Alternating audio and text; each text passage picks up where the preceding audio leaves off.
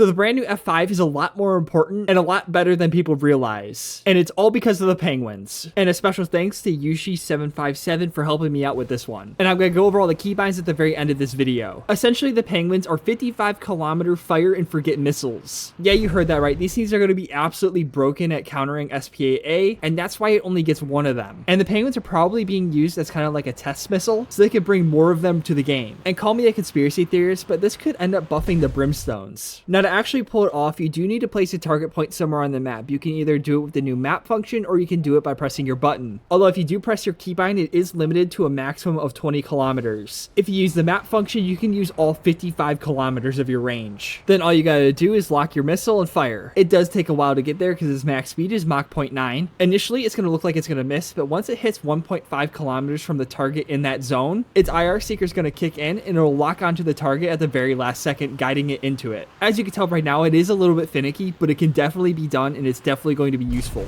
And you only really need 2 keybinds. You're gonna go into your controls and then your weaponry, and then you're gonna look for activate target point. This is the keybind you're gonna need to launch it within 20 kilometers. Alternatively, you can just use the map. You're also going to need to be able to fire the Penguins. You can use the weapon lock air to ground, but I don't really suggest using that one as it just adds an extra keybind. You can just use fire air to ground missile.